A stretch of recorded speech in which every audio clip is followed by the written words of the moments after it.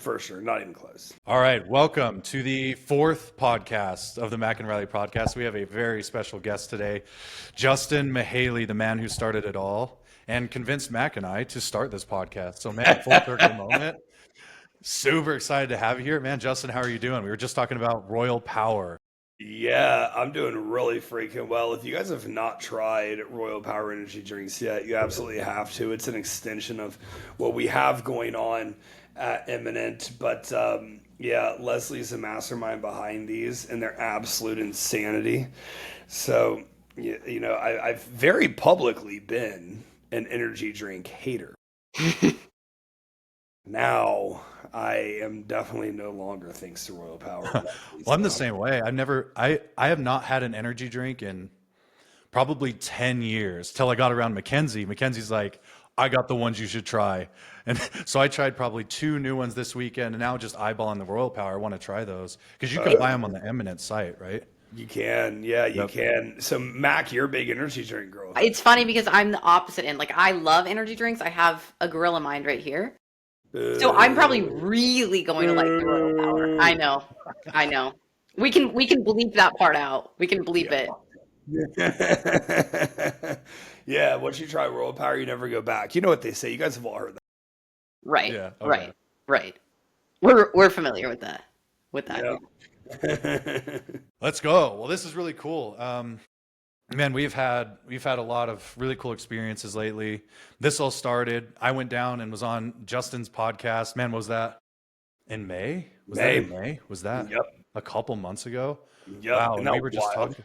It's wild. We were just talking about this, talking about how fun it is to start a podcast. I've been listening to the Grow or Die podcast since I think 2021 ish. I was on prep at the time, so 3 hours on the stair stepper, which I should not have been doing, but I listened to everything. You didn't have anything else to do, so Didn't have anything. Yeah. might else as well to do. get the brain gains. Yeah. 100%. So huge full circle moment. Now I'm coaching for Justin at the time. I don't know. I have not publicly talked about that as much as I probably should have, but I'm coaching for Justin now, and we are taking on functional health, a lot of really cool functional health cases, and we're building something really cool. So if you guys aren't in the ECA coaching right now, I don't know what y'all are doing. Yeah, you definitely want to hop in that. It's So- nuts. It's and the nuts. ECA You and is Danielle popping have been off. killing it. Yeah, you guys have been doing very well. I'm very, very impressed. Very pleased. Thank you for that. Well, in ECA too, the whole it's funny because Mackenzie came in maybe a month after I started, and we were all in WhatsApp. And just to think about what this has turned into since that WhatsApp group is insanity.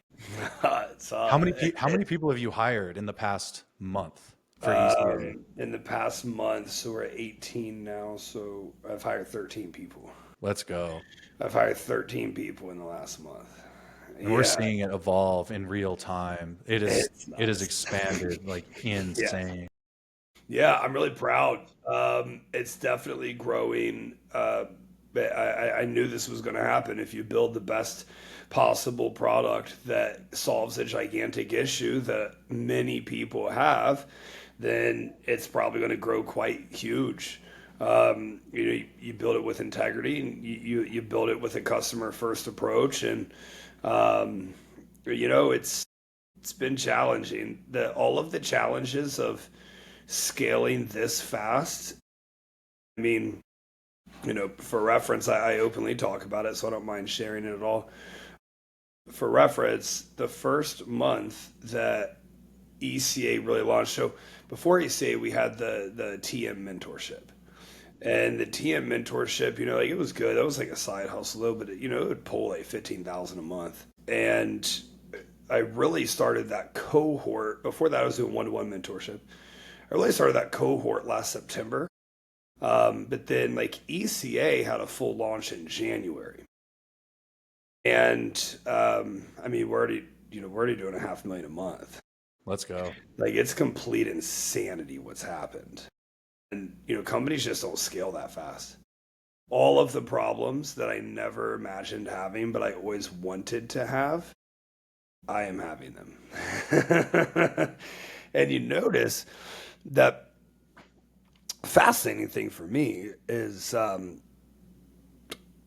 My job as the CEO is to put out fires all day. Hmm. The job of the people that work alongside me, like you and Daniela, you guys' job is actually to grow the vision and build the vision. Hmm. That's what Miranda does. That's what Shannon does. That's what Dorothy, Alyssa, Kenya, Drew, the whole team on.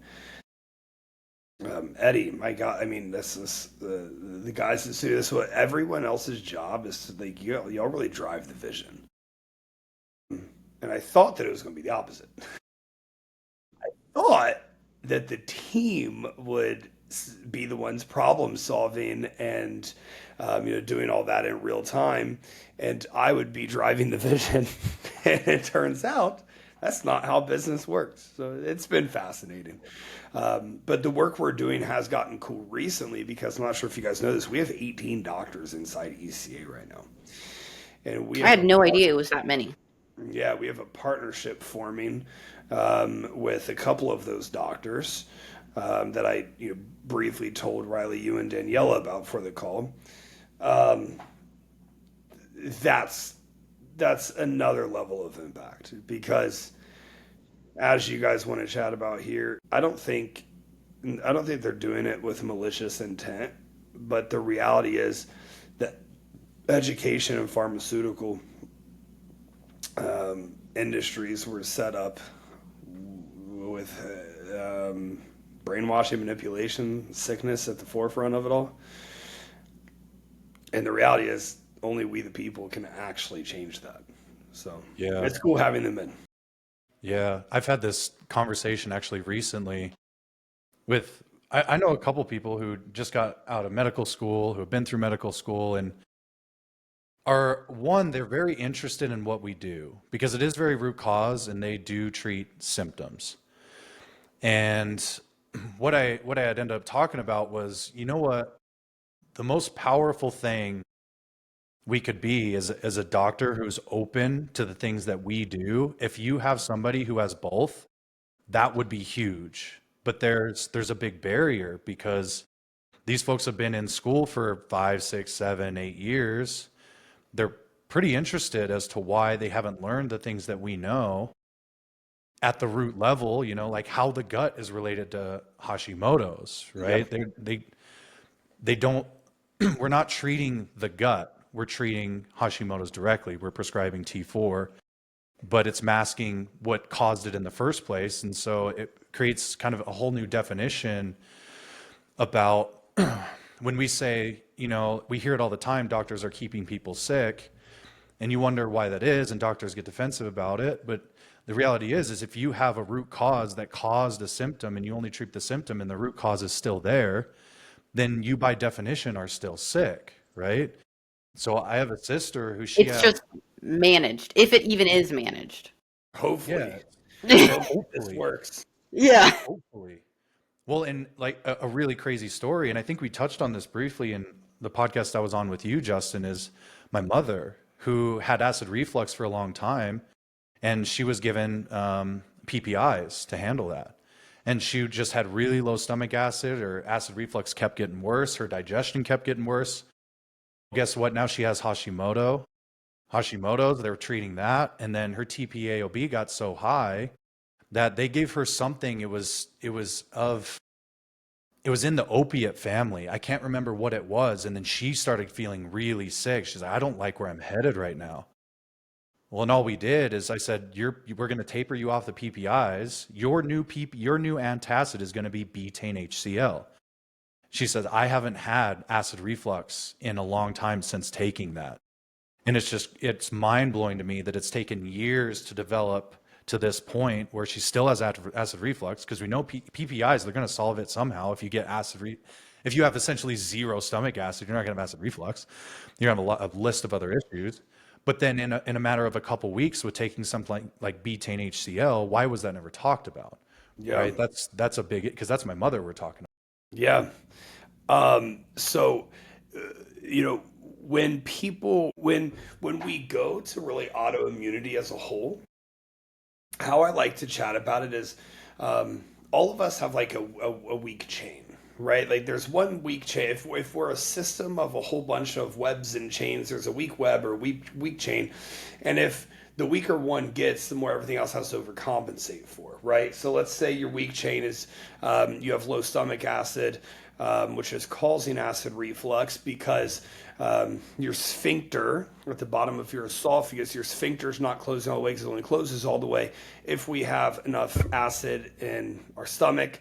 So it's not closing. So then there's acid that'll literally jump or somehow end up in your esophagus, and that's causing this heartburn or this acid reflux. It's called heartburn because this happens right next to where the heart is. And so when you have that low stomach acid, you're going to become micronutrient deficient. You're also going to have poor bowel emptying. You're probably going to have some poor bile flow from the liver. You're going to have estrogen recirculation. You're going to become micronutrient deficient because you're not breaking foods down appropriately. Gut permeability, usually. You're going to have gut permeability that sets in. You're going to have all of these effects that start happening.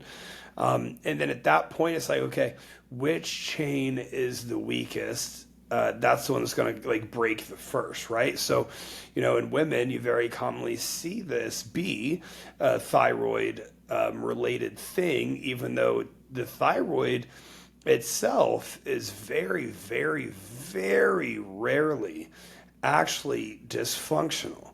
What's going on is you're just not getting a T4 to T3 conversion able to happen in the liver.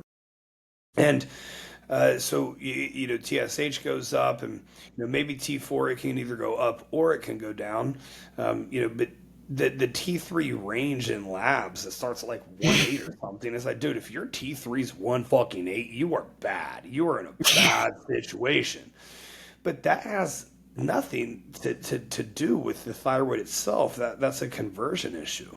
And you start getting labs RT3 on these people. You realize that reverse T3 is high, which means the body's under stress, is trying to preserve energy. Well, why would a body be trying to preserve energy? Well, now we get to a point that really I'm one of the only educators in the space talking about it as much as I am. Is the only reason body would preserve energy is because we have dysfunctional mitochondria. Well, this is of course a downstream from everything we talked about earlier in the gut.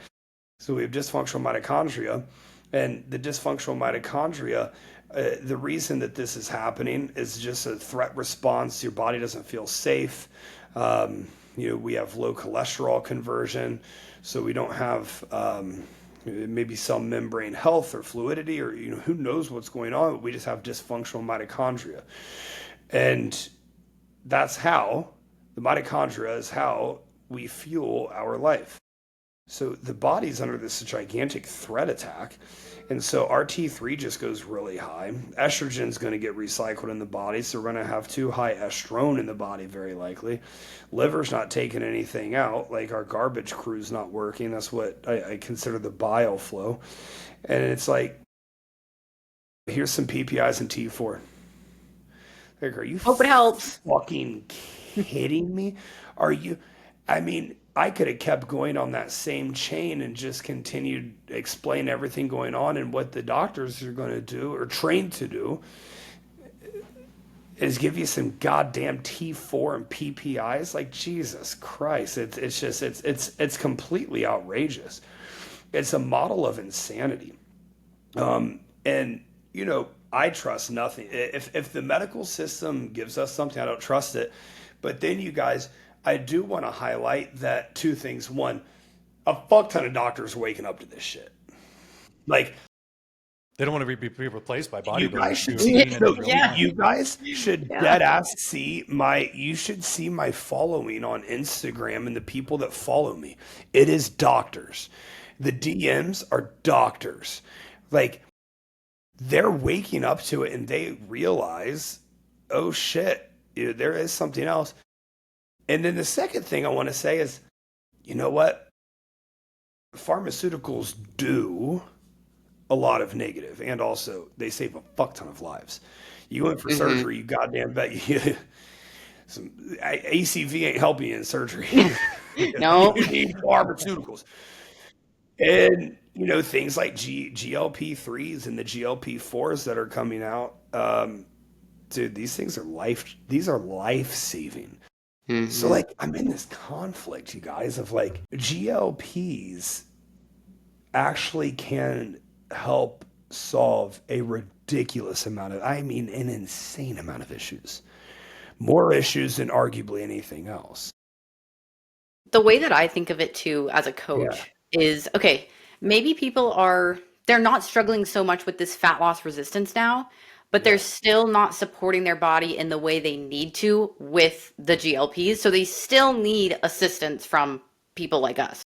They absolutely do. I mean, so now, go back to another problem is the symptom that we're solving with GLPs gets solved Mm, simply, immediately. immediately. A lot of downstream positive biological effects happen too. And also, on a GLP, you eat less, you have poor motility, you have less micronutrient diversity, you have less amino acid diversity. Your T3 is going to drop, 100% is going to drop. Your liver, while it's going to have, I mean, dude, have you guys seen any of the shit on the GLP-3s with their effects on fat in the liver? No, I'm curious because you made a post about That's one GLP-3 of the being newest correlated. ones, I'm very correct? curious It's about. the GLP-3, like Reddit, you guys, this is fucking wicked.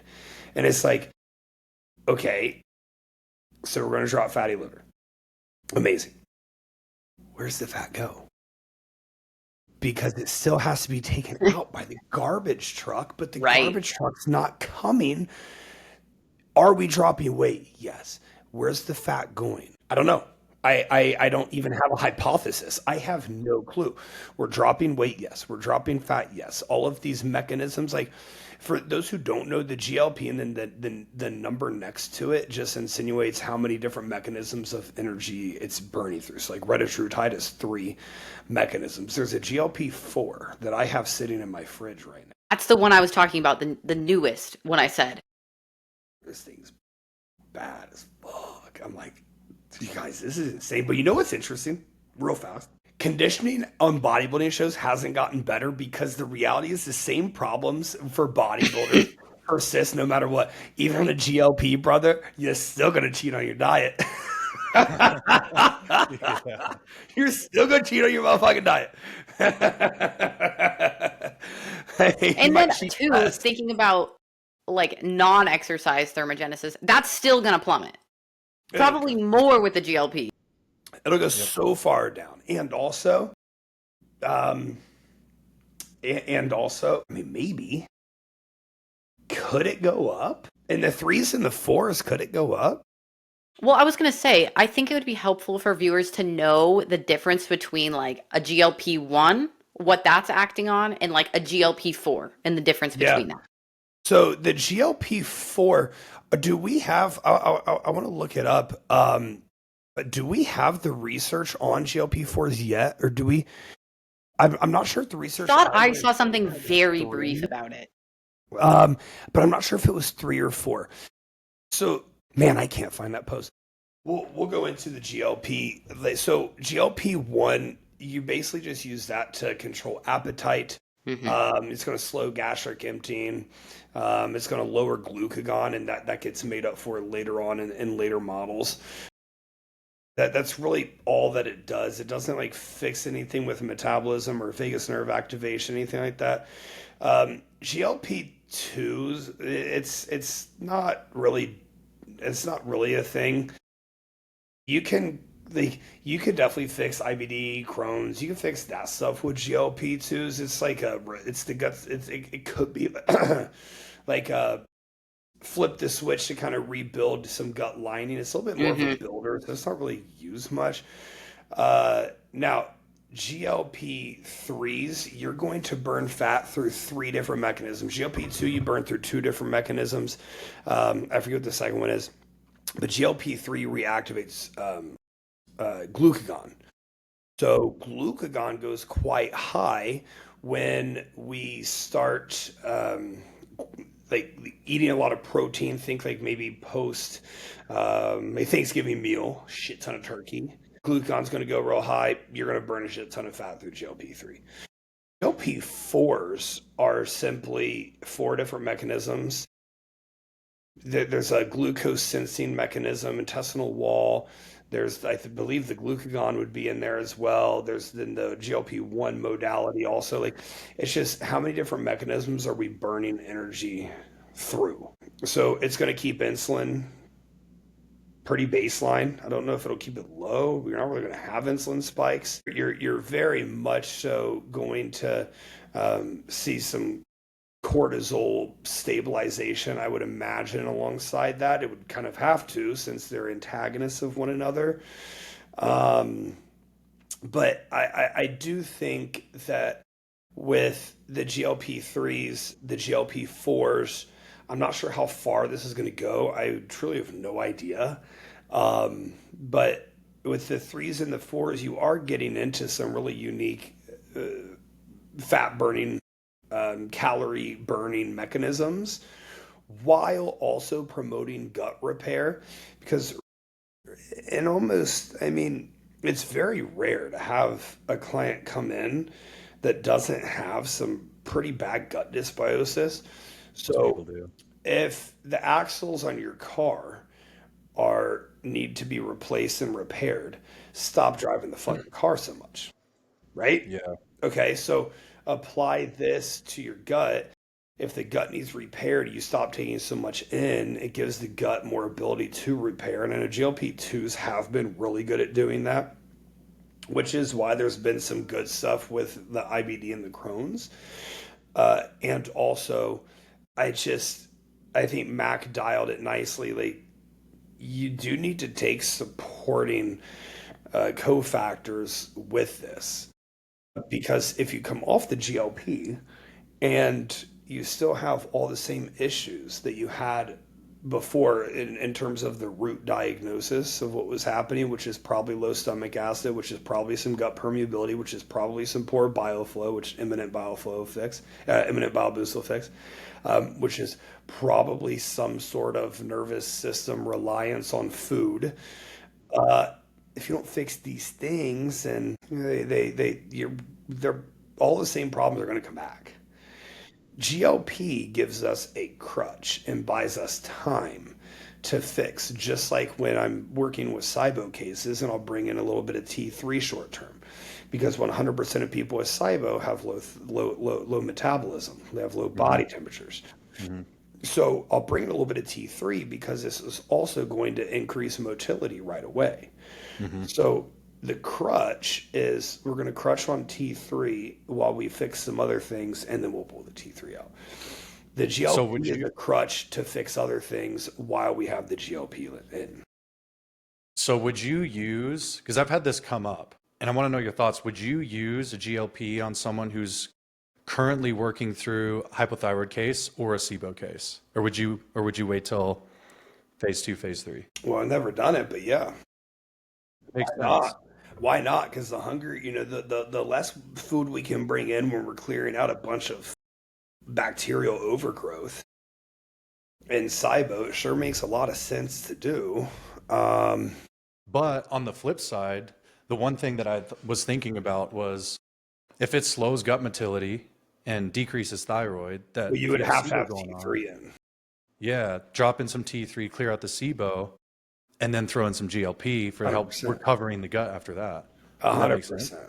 Yeah, and also, yeah. So to answer your question, yes, absolutely. And also, what's cool about it is, like, people with SIBO, they have poor body image for sure, because they're carrying around a little bit more inflammation, probably a little bit more body fat. They're going to brain fog, and you just feel weighed down. You're literally weighed down. They just feel weighed down. So, I guess how I would do that is I would have like a 1 week motility blitz that has, T3 involved in it. And then after we really get them nice and cleared out, like tons of bowel movements, we'll use Trifala, we'll use Cascara in that phase. When we really get things cleared out, that's when I would bring the GLP. I would drop the GLP to make the hunger go down quite a bit, because, SIBO fixed cases, especially when you bring in T3, people get hungry really fast because the switch gets flipped really quickly. That's a really good point. So, Fighting through, because I've done a gut blitz, our gut yeah, blitz before. It feels like a contest prep. It's a little it's tough. intense, dude. So the GLP can just help with that. Just a real light, nice low dose, half milligram, every 7, 8 days. Something to just kind of take the edge off, That would be huge. Because some of these folks, they might have been somewhat overweight most of their life. They haven't done a full fat loss phase. It's kind of overwhelming. They're experiencing that die off, right? Yep, And they're feeling pretty crappy. It's like, yep, why not throw a little bit of that in there? It's just, man, it's all about knowing your tools and how to use them, right? yep, Like the yep. GLP-1, it's got some great things being talked about, but maybe some not so great things that aren't being talked about. But that's what our job is. That's what we learn in real time is like, how do we use these things? How are people responding? And strategically apply it. Yeah. So what that would look like? We could do a hypothetical build Yeah. right now. Keep notice. So you're gonna have first 7 days motility blitz plus T3. Next 3 weeks we're gonna do like a Retta. I love Retta. The first time I ran, I absolutely hated it, but this time I'm liking it a I fucking remember lot. asking you about that, and you were like, "It was terrible. It was Yeah, Yeah. terrible." Why? Why? I'm ready. What did you So, experience with it the first time? hang on, super fast. Let's do next. So next three His brain weeks we're gonna do going. Retta. His brain going. Plus we're gonna do like an LL37 because we have the Yeah. biofilms. Been using that a lot lately. Yeah, we use some binders after about maybe an hour after the LL37. Um, that's gonna be real nice. And then so now we're a month in. We have the T3. We have super low dose Retta. We can pull the LL, and then we can pull the binders. So now we can bring in like a BioGut Pro from BioLongevity Longevity. Labs. Yep. Clutch. So now it's T3 Retta BioGut Pro. I mean, man, you'll need BioBoost in this phase for sure. Bone broth for sure. Some vitamin C. And man, honestly, after about 3 weeks of that, so that's a 6 to 7 week. That's a full heal. That's gonna be Yeah. huge. And Man, that's combine that with the crazy. lifestyle factors that we're doing. Get your circadian rhythm in line. Yeah, Sync mouth wake taping. time. Grounding during the day. Wow. Insane how fast. Doesn't take much. Insane how fast they can change. Yeah, so you bring up some interesting points there with with the lifestyle factors. Like when we're protocoling for clients, the first thing that we protocol is the lifestyle factors because like these are the most important movers. I don't give a shit if you're taking LL37 if you don't get your sun in your eyes first thing in the morning, if you're not activating your vagus nerve through the most important, crucial part of the day, which is your sleep when you're trying to recover and repair your body. Grounding, 100% of these cases have poor mitochondrial health. And so when we start just approaching everything from a mitochondrial health phase or first approach, then we realize, oh man, grounding quite literally, by definition, repairs your fucking mitochondria. Yep. And then people just like don't want to do it. Imagine you add in some SS31 with that. Imagine you add in some fucking really Mox cool stuff C. with SS31 lately. I was going to Dude, ask you about that. I was going to say, do you Within think a it's? day or two, Oh, go ahead, Riley. say again. within a day or two of SS31, I mean, we had a guy real low body temps, real high output. Within a day or two of SS31, body temps went up, strength in the gym went up. It was a massive Hang difference. on, my right computer's gonna die. I need to sprint. away. Okay. Yeah, this SS31 has been huge. I think I have 3 or 4 people taking it right Now, now. what did you put that in place for specifically? Like, what made you say, okay, let's run it with this? Mitochondria. Got it. Mitochondria. Yep. Getting Now, activity from the inside. did you have labs from him? Were you just going based off of symptoms? I believe I had labs on him, but I mean his body temps were high 96s. I mean we were pretty low. So it's like, okay, well, kind of like we talked about with putting in some T3 while handling a gut health case. Well, if we're handling a thyroid case, why not add some SS31 in there? It's only going to make things quicker. And man, did Right. we see some results It fast. well, you know why it makes it so. There's this phospholipid inside the mitochondria called cardiolipin or cardiolipin. I'm not sure if I'm saying that right. It's just cardio and then lipin, cardiolipin, lipin, whatever. Um, and what happens when this is like broken is there's a leakage of cytochrome C or cytochrome S. I think it's cytochrome C, which that just completely destroys apoptosis. So now we just have a shit ton of like dead mitochondria, inactive mitochondria. Your body's supposed to clean these up, right? Hmm. So SS31 just binds to the cardiolipin, which could like locks in the structure of the mitochondria. So now it preserves the electron transport chain, meaning your ATP, even under high oxidative stress, even in an inflamed and a stressed out and unsafe body, your ATP stays super high because you're literally turning off reactive oxygen species like at the source. This is going, and if you want the water to stop, you close the faucet, right? Well, what people are doing instead is they just try to put fucking tape on the spout. SS31 goes and closes the faucet. So it's not downstream like antioxidants, which are so overblown and overused and overplayed when like oxidation is a very fucking important part of our life. And if you bring in a shit ton of antioxidants and they work super well, it's because you have broken mitochondria anyways. Hmm. So like Hmm. before there's even like a leak or damage or whatever the case may be, like SS31 goes into the mitochondrial fucking membrane and it completely heals, fixes whatever you want to like call it. So you stop collapsing energy output, you stop the trigger for cell death, you Hmm. stop aging, like it's heavily anti-aging. Like, dude, it's absolutely insane. You know, we do see really good stuff pairing it alongside things like taurine and ubiquinol. Um, but man, SS31, fucking game changer. And like Riley, as you alluded to, I mean, day one, you wake up sharper, you have better body temps, you have better HRV, your training output goes way up. Like, dude, it's nuts. Imagine SS31 what is else is fucking going on in your body. Whatever we're So I healing right guess now now, I'm like, leverage. why would you not want to utilize it? Who would you not utilize it with? It's kind of like, SS31. yeah, it's kind of like BPC, right? Okay. Nobody's going to not benefit from it. That's an interesting question. Who would you not use SS31 with? I do kind of feel like it's like BPC. So, I mean, somebody with good body temps, Yeah, it would just be kind of a, it would just be like redundant. Right. I was also Um, going to say, hypothetically, do you think it's overkill? Let's say someone's on some sort of GLP, stacking like yeah, yeah, I flu, wouldn't use MOTS, GLP. Clin. Do you think that's overkill?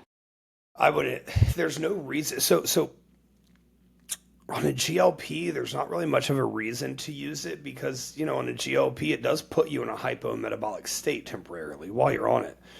So your electron transport chain is already going to have a little less activity. Your mitochondria are already going to have a little less activity. I'm just not sure it would do. I don't see a reason for it. The same outcome is going to happen whether it's in or not in terms of things like metabolism. Um, it's not going to like preserve your metabolism on a GLP. I can't really think of.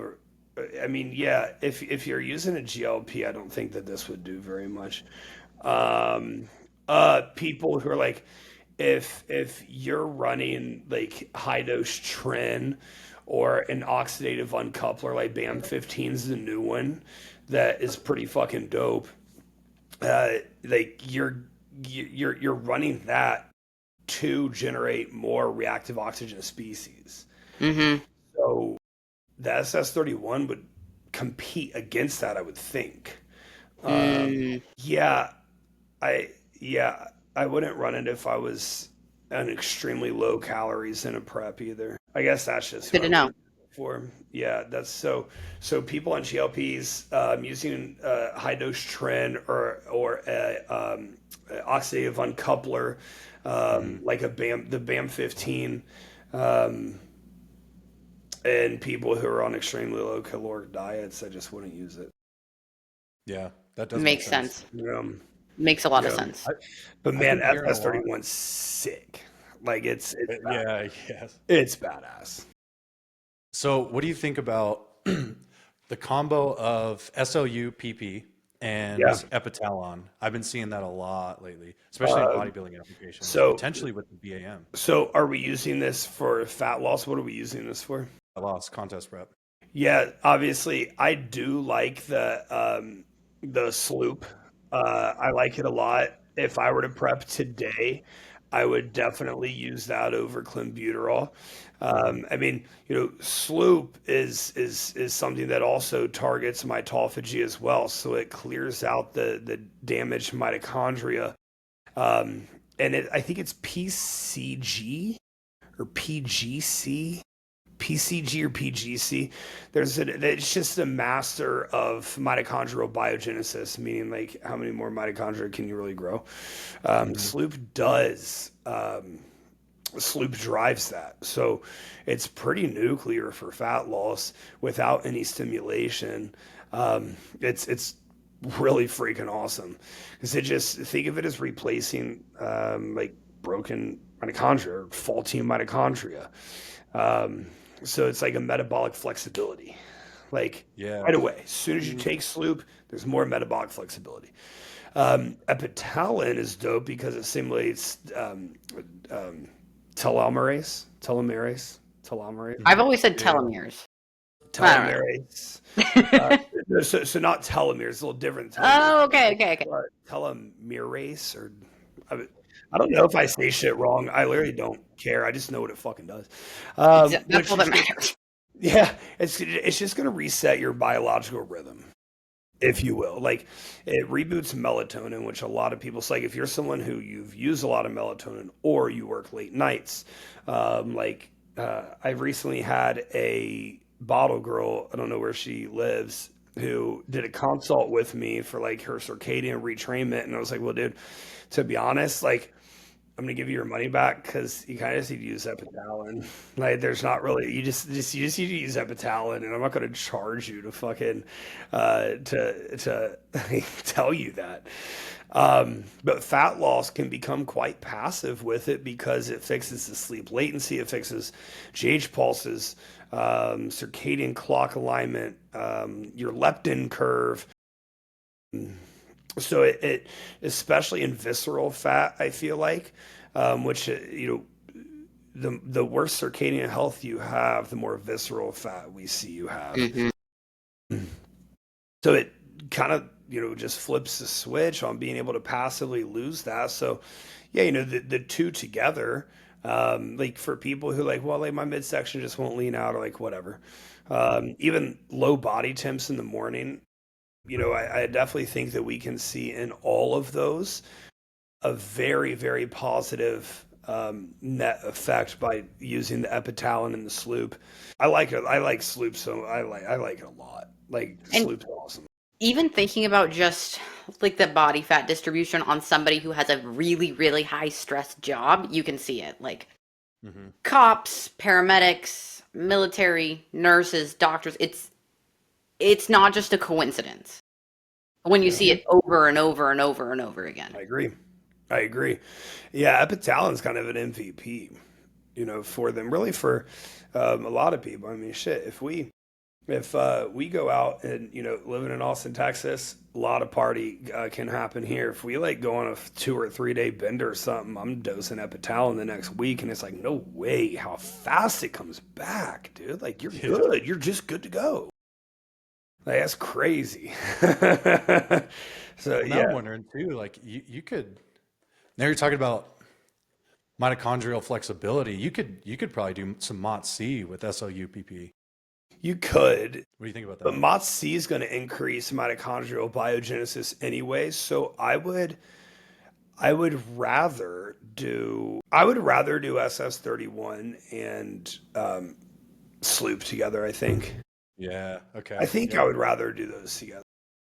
Yeah, that would be clutch. Not a lot of people are using SS31 that I've heard about, especially in No, bodybuilding. I haven't heard a lot of bodybuilders using SS31 yet. Crazy to me, but of course, I do hear so far Motsi ahead and, of and everybody Slew. else. been hearing a lot about Motsi and Slew.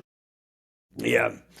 SS31 and Sloop. I wonder what some 5-amino in there would do. I'd probably just stop attacking the mitochondria with those two. Mm-hmm. You can, yeah, you could stack those up and get a real nice, really fucking nice effect. Man, it's making me want to add some Sloop in my That's what I'm saying. current So, process. and I think you've talked about you made a post about this pretty recently, and this might have been in ECA. So let's talk about if you were going to do a prep today. Now we have all these tools at our disposal, and you're like, let's put a cap. We're going to do 30 minutes of cardio a day. Yep. Yep. Let's see how low we can keep fatigue. Now we have all these tools in Yep. our tool belt. What would you do? Sloop. I would definitely do Sloop. I would run some BAM 15 in short cycles, just because it's going to burn fat super fast. I would do a Like little bit of 3 day on, Retta. 1 day off type of thing. Say what? Like a 3 day on, I'm thinking 1 like day off. 7 days on, maybe 3 days off. Yeah. I'm gonna use Motsi. I'm gonna use 5-amino 1-MQ. I'll have that like in and out. 5-amino 1-MQ is really interesting because it preserves NEAT, and that's like so. Since it preserves this NEAT, that means it kind of is it helping you move more without being intentional about it, without being stimulatory, like how stimulants kind of like make you move more? Is it just simply keeping NEAT high? If you 8,000 steps a day when you're 280 pounds versus 8,000 steps a day when you're 230 pounds are two way different outputs. So, like, in what manner is it preserving NEAT? I'm not quite sure, but I think that's nuts. It does shrink fat cells, though, which I think is super I cool. thought that was so interesting. Yeah. Oh, I'd be using tesofensine. I mean, I do use tesofensine. I use it about twice a week right now. I'd be using tesofensine for appetite control, for a little bit of stimulatory effect, a little dopamine boost. I would obviously use Glow, TB500, GHK, BPC, to make sure that my body's being rebuilt as quickly as possible. I'm not sure if I would use AOD 9604. Oh, that's an interesting one. I'm not sure. It does direct GH signaling towards lipolysis, and there's not a big impact on blood sugar.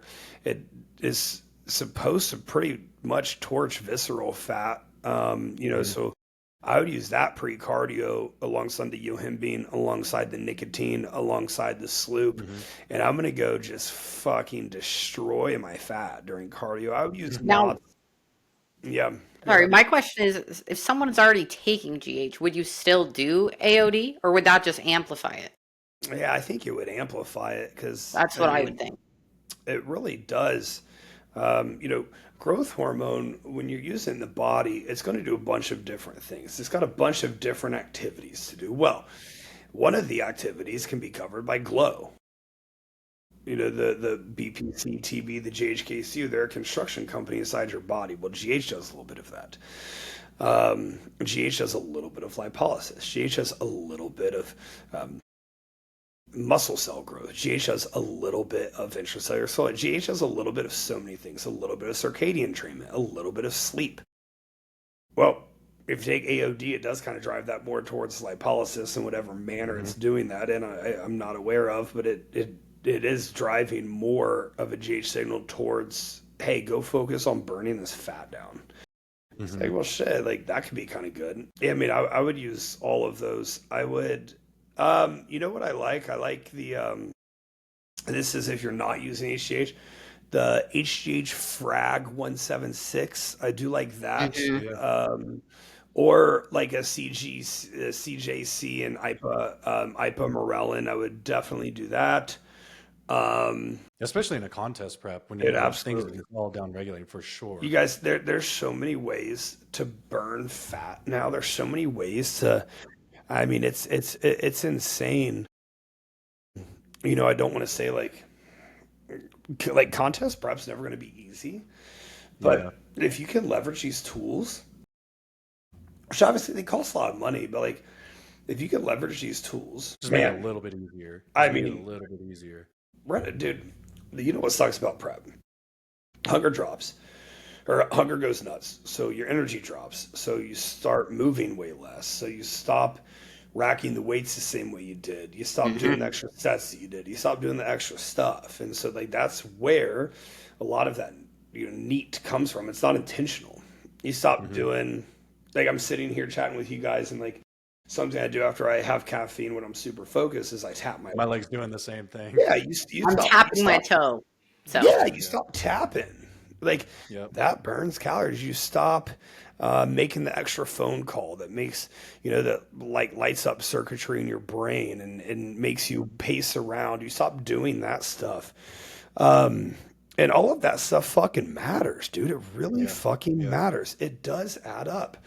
And it's like, man, you can kind of hack all of that now. Hmm. Um, hmm and, which is I've been in crazy. preps where you just compensate for that low energy Mm, with more cardio, and mm. those are the worst preps I've ever felt. horrible.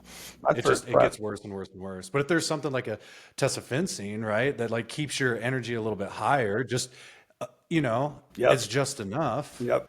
And then it makes it go by easier. You don't have to do as much cardio. It's safer in that way, It right? You're is not like wrecking your body doing cardio all the time. 100%, and you're gonna have better outcomes, um, And a better long experience. term, You're not going better to walk away from it with experience. this like horrible prep story. Yeah, you can kind of biohack your health, along the way as well. It's just, Yeah. if we're gonna be using 4 or 5 different fat loss modalities at once, we need to make sure that we're able to clear the path for everything to get the Yes. fuck out too. So we need to clear the path. Um, we need to clear the path with obviously like imminent bile boost is a huge Hmm. mover there. We need to clear the path by making sure that our mitochondria is taken care of, which we've talked a ton about. We need to make sure that we're sleeping as perfectly as we possibly can. The more stimulants you use, the more magnesium, the more calcium your body uses. So we need to make sure we have adequate magnesium, calcium. You know, in a prep, it gets very easy to focus. It gets very easy to focus on just making sure that your body looks better day over day. Hmm. But man, your body looks better day over day if you're stacking the small things as well. Um, And I so feel like for females specifically, maybe men too, I can't speak on that. It's so, so, so scale focused. So like maybe you look better, but you're like, I'm up point 0.5, something's going awry. When it's like, no, no, no, no. We're doing better than we were. It's good. yep, 100% right. And as long as you give yourself a lot of time to, you guys know I love like longer preps. Hmm. Yeah, I do too. You give yourself a lot of time. I mean, dude, I view this in a similar manner that I view the autoimmune fixes. Dude, give yourself 6 fucking months. That doesn't mean you're in a Hmm. Hmm. deficit for 6 months. That means you are preparing for competition for 6 months. So month over month for 6 months. Let's say, you know, um, let's just talk men. Month over month for 6 months. In 4 weeks, can your waistline go down an inch? Most men from off season to in prep have 5 to 6 inches to lose on their waist. Can we just focus on getting 1 inch down per month? Hmm. Well, if we can, your glutes are going to follow. You're going to be doing it at a rate that is probably quite acceptable in terms of training and recovery, being able to handle and keep up. You really have a lot of leeway. Like once you get flat, and when you know how to fucking get flat quickly, um, once you get flat, you're burning a lot of fat.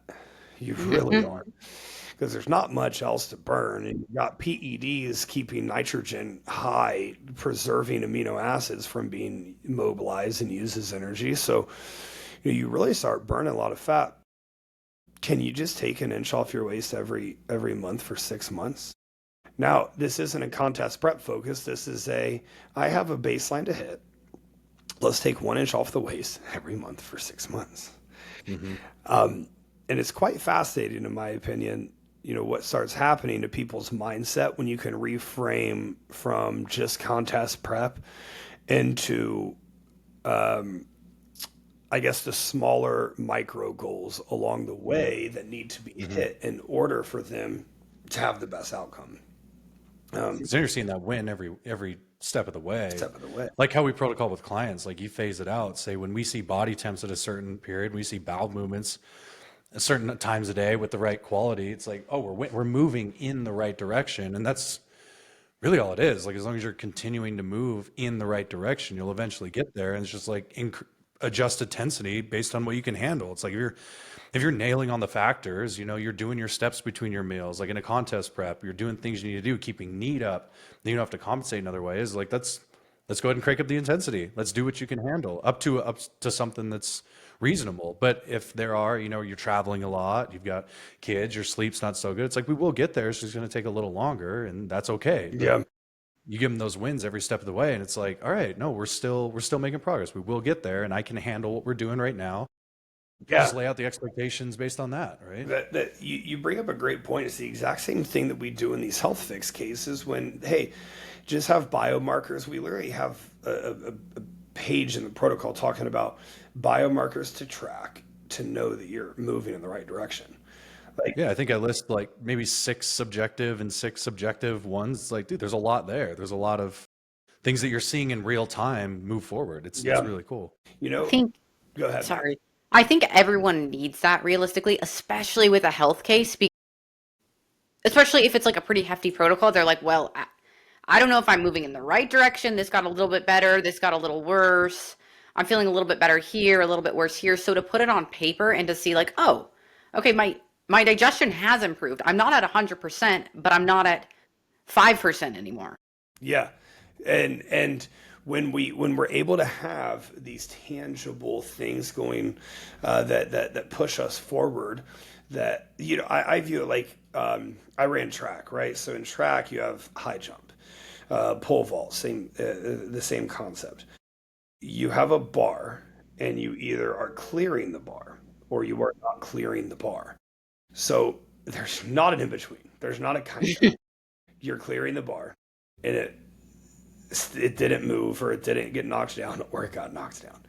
And it is perfectly okay. It is perfectly acceptable to move that bar as needed. And also, while you have that bar, before you start your run towards the bar, you're looking at the goal that you have in mind that we set down on paper for you to track, to know you're moving in the right direction. And every step that you take when you're running to jump over the bar is your daily wins being stacked to hit your protocol, moving you towards the bar, launching you when you finally get to that check-in where, hey, we accomplished all these things. And then you launch yourself over, and that's when you're on the next phase of the protocol. Well, bodybuilding, subjective. It's bodybuilding is based on people who get together who deem one physique's better than the other. Clearing goals like a high jump or hitting biomarkers, they don't have emotion in them. You did or you did not. And so the more solidified we can make forward progression through preps, through health cases, that's literally what we're doing with ECA, with business. We have check-ins starting this week. We have these calls with the mentees. We have check-ins. We have all this stuff. I don't care what you feel, what you do, anything. You feel like you're going backwards, but you booked 6 more calls this month than last month. You are sprinting forward. Like, when we can simply make everything a subjective yes or no, it's pretty amazing what happens. You doing that with client protocols, I think, is just spectacular. Doing that with a contest prep, to Riley's point, I think is spectacular. 100%. And it frames you as an authority. Like, they buy in more because you're like, this is what you're going to expect. Then they see that happen, they just trust it more. Yep. Yep. They 100% do trust it more. And, when you have that trust, people will also go way further, way faster for you. So when people know exactly what we're working towards, they're going to go so much faster. Yeah, they're executing, they're excited about it. There's just not that back of the mind, well, is this going to be the thing that works? It's like we're proving it in Yeah. real time every step of the way. Yeah. They're bought in. Yeah, Huge we're difference. giving you exactly what to do to make sure there's a 100% chance that this works right now and that you finally get out of the suffering. Yeah, dude, you can't really find that very many places, but you find it with us. Yeah, 100%. Yeah. 100%. Well, cool. I think Mac dropped off. I don't know what happened there, but we're at the end here, man. Justin, thank you for coming on. Thanks for talking with us. It's like the craziest full circle moment for us, and yeah, I really appreciate talking. And we're gonna keep killing it in ECA. We're gonna keep killing it in ECA coaching. So any of you guys listening, I don't know where you're not in there, but you should be. We'll Dude, see you I on the can't inside. believe that there's people that are not inside of ECA yet. We talk about this a lot. There's gonna be two people. Those who are in ECA and who's aren't. It's the gap's widening. Dude, it's Things are widening changing. and it's We're always widening ahead. quickly. And like I talk about this in the broadcast channel, and it's like, dude, like you guys don't understand. This isn't even a marketing thing. This is just the reality of this situation is you're either with us or you're going to get beat by us. There's not really an in between. Yeah. Like, I mean, we see the things in there. How new technologies every day. We're on it. Multiple New times a technology, day. multiple times a day. Imagining not knowing about any of that. It's like You know one what's day when crazy? realize it's there, it's You like, guys want to wait. know what's crazy, and you guys have seen this from the fucking jump. So I've not been in ECA today. I've been fucking slammed. I currently have. There are 64 notifications from. Yeah, it's popping Come off. on, Anytime I jump in the chats, they're always popping off. dude. It's I know. crazy. I know. I know. I had a long chat with Sammy last night. Like, bringing on Lindsay's been amazing. Having Alan take more of leadership role in the case studies has been amazing. Bringing on Miranda's been amazing. Dude, like I need help keeping up with the chats. Like, Yeah, Mhm. I today I sat down. I said I need to spend 30 minutes a day, just because I used to take notes on everything, and now it's Yeah. like I just at least need to see it. I need to at Dude, least see what's going on I in there know. because It's we're crazy moving that because fast. thinking about when it was just the WhatsApp, it was like I would just kind of keep up with it throughout the day and be like, oh yeah, haha. And now it's like there's this chat and this chat and I this know. person and welcoming this person in. It's a I know. completely different 3 ballgame. days go by and we're just all progressing. It- Like, and you get to see it. The coolest thing is we see people, they join, like Sam Rodriguez, Yep. man. I remember the day he joined, Yep. and now he's killed. You're seeing it in real Yeah. time. These are my pain points. How do I do this? Okay, Pablo. let's set up. Pablo. Pablo Pablo is killing it. TikTok. I get on fucking TikTok and there's Pablo. Eric. Eric. Mhm. Eric, Eric the he's pain another one. resolver, I think is what I TM'd him as. Dude, like these people who what's interesting is so recently we have 384 in here right now. So we were up over about 440, but now we're at that mark where a lot of people's memberships have expired. Oh, that's right. I forgot about And that. we didn't even we haven't really tried to like anyone who's integral to the community, we just change them to like forever, like being here forever. Yeah. Like Yeah. there's no expiration. But like the people who are expiring now, remember, like you guys joined when it was just information. Yeah. You guys joined before it was skill set strat, let alone business strat, let alone social media strat. You guys joined, and this was the vision the whole time. But like, you can't launch something and not make money on it. So the easiest way to make money, because the amount of resources it takes to invest into this to grow it. I mean, dude, last payout, the last week's payout, last month's payout was the first time I ever paid out over $100,000 in employees' payments. That's awesome. Are you fucking freaking awesome. Get the fuck out, dude. That's insanity. But that's how expensive it is to run something like this. And like, dude, our marketing ad spend is only $8K a month right now. Like, which is like nothing. for a $500,000 a month company, you're That's supposed nothing. to have that around 10, 20%. Well, we've been on this call and 2 people signed up for ECA while we have been in this call. We can't, Let's we go. can't, we can't handle more. I got 4 on the sales team, a 5th one being trained. Like, we can't handle a faster scale because we can't build fast enough because I'm fucking busy and I've been in the community yet today. It's like, oh my This is just me God. being nosy, but did they sign up for the mentorship or for coaching? The two, Mentorship. the two. Got it. Got it. I'll be excited to welcome them in. The way we have stuff segmented right now, in terms of sales, I'm pretty sure we only have ECA calls today. You guys want to hear a crazy fucking stat? 29 ECA calls this week. Let's go. Let's go. Is Drew still in the trenches? Well, now he has Kenya, but I mean, they're both fucking in the trenches. Drew's Dude, those been guys- in the trenches. Those guys are killing it. Those guys are killing But they're it. making a lot of money too. Dude, anyone who As wants it to make a should. fuck ton of money, learn to sell and come on this offer. Holy cow. What? Man, I've literally chatted with him about, like, dude, like, the next salespeople, I dead ass want to put something in, like, the ECA chat. Like, dude, you know, who wants to learn to fucking close and come on this fucking offer, and Kenya and Drew will teach you how to fucking close.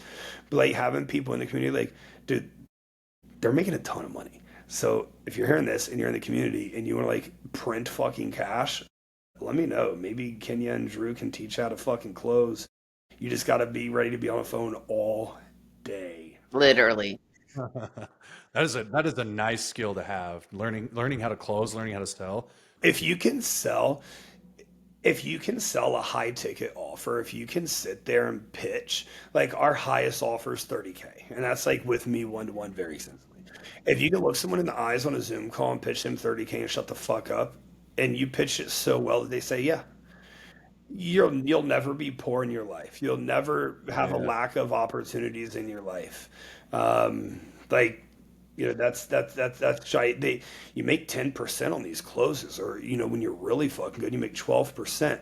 Like, dude, you sit there and you just pitch out these fucking deals all day, and it's like, holy cow. Like, it changes your gonna life. get good. Like, you got Drew came in from a shit offer, and he came in when I fired the old sales team, who you guys probably signed up on. Yeah. I fired them because, quite frank, they sucked and they were missing report. Dude, you want to? Hey, you got me and Riley. Yeah, right. You did get us. Miss a motherfucking report of sales to a scaling business owner. That'll piss them off. I mean, there's nothing that'll piss you off more. So I bring Drew in, and Drew has kids. He's a father. He has 2 kids, and he comes in stressed financial position, and he's not stressed anymore. We'll say it like that. No more stresses. Man, Drew kills it. I mean, even in the ECA coaching, every day, like 2-3 times a day, Drew. He's just in it. Isn't that fun? Kenya, I think Kenya closed 4 people on Monday. I know. Just for ECA coaching. And I'm sure, Justin, that brings you so much gratitude knowing that you played a role in helping him get out of that space. I can't imagine how that feels. It's insane. It's making his family's life better. They have full financial freedom because of a product I've poured my life in. You want to talk about impact? You want to talk about change lives, not just physiques? Everybody involved. Yeah, dude, it's insane. But yeah, dude, I appreciate you guys. You guys are such integral parts to the ECA community. Like, you guys have been there from, like, it's easy to fucking hop in now. It was hard to hop in and take a chance on it before it was super proven and before it had everything that it has. So yeah, dude, I appreciate you guys a ton. You guys are absolutely spectacular, man. And thanks for having me on. I'm down to come back and chat anytime. Thanks for let's coming do it. on. Let's do another one soon. Dude. I appreciate this. Was a lot of fun, man. I appreciate you guys. Thank you. This is a killer podcast. We Absolutely. have so much more we could talk about. Hell Just yeah. talk all day. Until next time. Everybody here, we'll see you next time. Yeah. See ya.